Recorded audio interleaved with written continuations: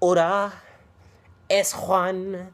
No, I'm just kidding, everybody. It's Tom A.K. Jokes here from the Smidwinders bringing you part 3. Wow, part 3 of a freaking trailer breakdown. I know, right? This is very in-depth. I hope you guys appreciate this.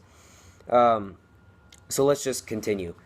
Begin quote, something's coming, end quote, giggity. Trunks continues to talk about as the camera sort of shows off the time patrollers and then just the sky map, the starting area for the Great Ape Festival and Return of the Great Ape Festival and Universe 1 and stuff.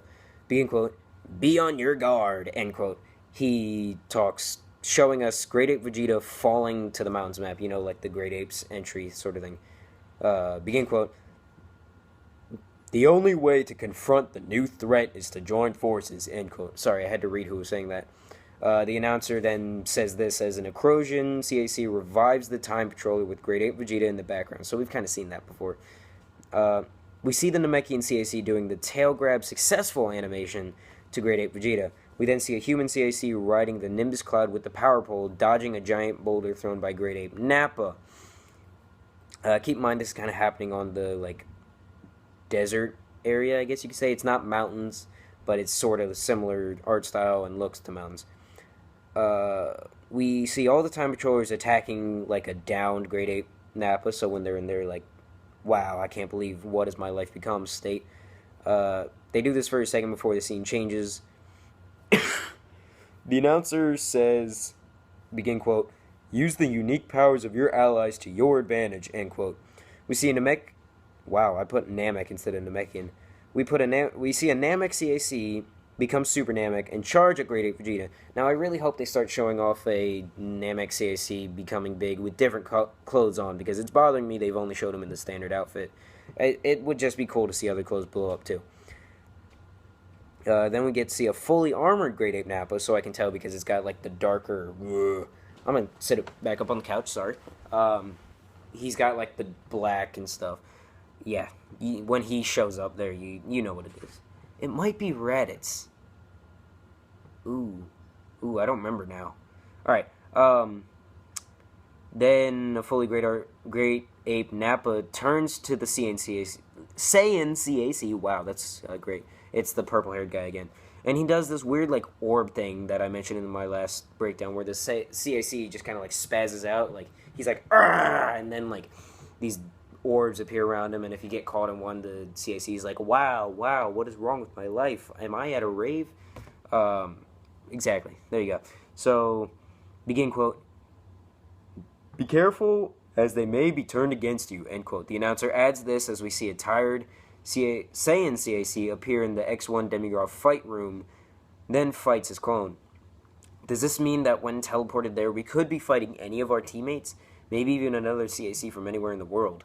So, it's just as they may be turned against you. Now, so far, we've only seen the Saiyan versus the Saiyan, the identical one, in that room, but, this dialogue could be read into very weirdly. The announcer goes on to say this, begin quote, this new dimension is dangerous and unpredictable, end quote. Now, keep in mind, don't believe that that's what I think Piccolo sounds like, mixed with, that guy. It's just, I can't impersonate that.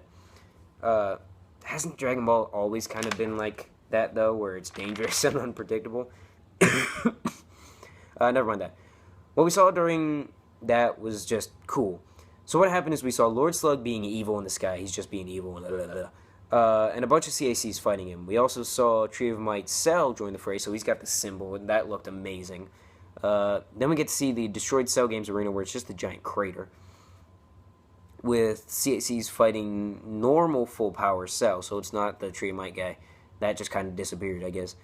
During that, the announcer goes on to say this, begin quote, and the best way to survive is as a team, end quote. For a second, we see a Super Saiyan CAC fighting what I'm guessing is Tree of Might Kid Buu on King Kai's world, so it had the symbol. I'm really glad that they're showing off Super Saiyan and Super Saiyan 3. I don't think they've showed Super Saiyan 2 yet, unless I just haven't noticed, but, I'm glad they're showing it off differently instead of just, making us goggle at Super Saiyan 3 the entire time and just making us bored of it before it even comes out. Begin quote, amazing power, end quote. Trunks awes this as a few CACs fight some Tree of Might villain, and we see the Super Saiyan no, just the Saiyan Time Controller's custom keys string of blast, where it's like wah wah wah wah wah and it like curves. Now, the reason I say a Tree of Might villain is because we can't exactly tell, but I am assuming it's going to be Frieza because it looks like it's doing death beams. Don't hold that against me. Now it's time for the Bardock scene, which I'm really excited about. They've shown a bit of Bardock stuff, and I really like Bardock as a character in general. Begin quote, "It's up to me," end quote. He growls it menacingly, not at all sexily, I promise, as he flies above planet Vegeta in the purplish space. And he's like dodging like this whole group of Frieza soldiers that come in. Begin quote, "I will change the future," end quote. I'm sorry if my impressions are terrible. I just like to do them. He exclaims, throwing a soldier into some rocks and then flying through the rubble. The scene then transitions to Golden Frieza becoming... never mind. Let me just read off the script. I'm going to stop trying to ad-lib. Begin quote, "Allow me to continue my vengeance," end quote. Golden Frieza says at a different place, becoming possessed as we see future Trunks sit next to a dead future Gohan. Trunks then screams because it's that scene, that beautifully animated scene they showed off a while ago where it's like, ah! It seems like melodrama to anyone that doesn't watch the series.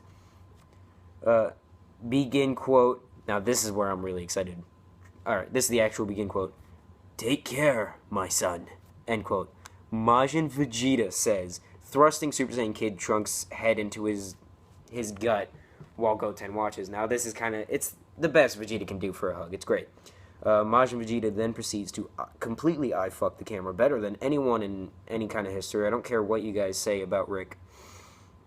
And he says this, begin quote, "I know how to berid you now," end quote. The camera pans in on his face while everyone completely just jizzes themselves.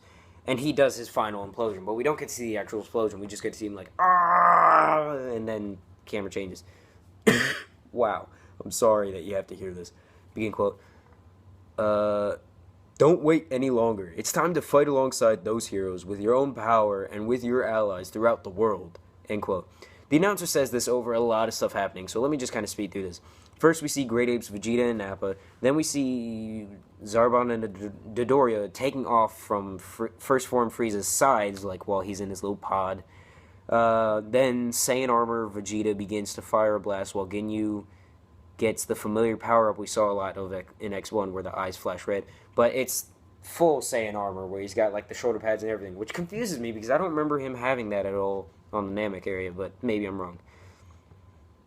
Following that, we see Imperfect Cell absorbing 17 and 18 simultaneously, like they're laying on the ground, which is kind of new to us.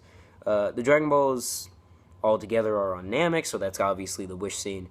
And Turles at the mountains. He's just kind of just standing there, weirdly.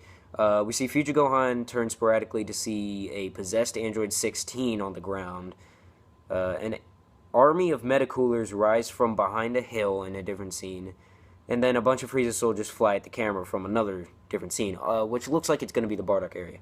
They're all possessed, too. We get to see a blue line dash through, like, the back of Mira's neck. Now, it doesn't look like it's, like, impacting him, but it's, like, a realization thing that they do in a lot of animes,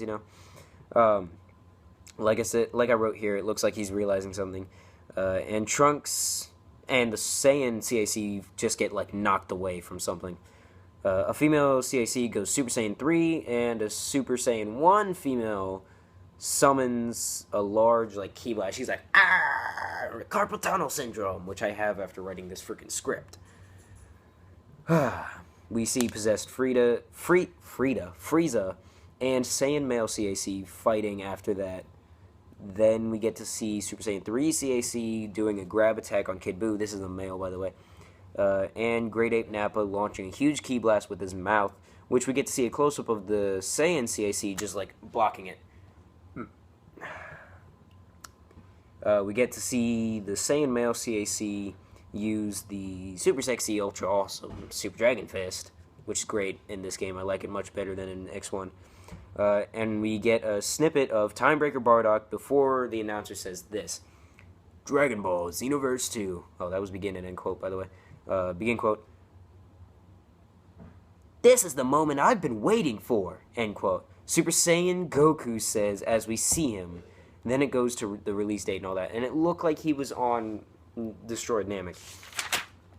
With Xenoverse 2 coming out October 25th, I'll be sure to keep you updated as much as I can. Be sure to like, comment, subscribe, and follow us on Twitter at the Smidwinders. To say it one more time more slowly, at the Smidwinders. And turn on notifications so you know exactly when our videos come up. I also try to remember to put the Twitter in the link of all my, the Twitter link in all of my video descriptions. I can't speak for Kane. Kane does whatever he wants. I don't care. I'm Tom, aka Jugs, and I hope you enjoyed yourselves.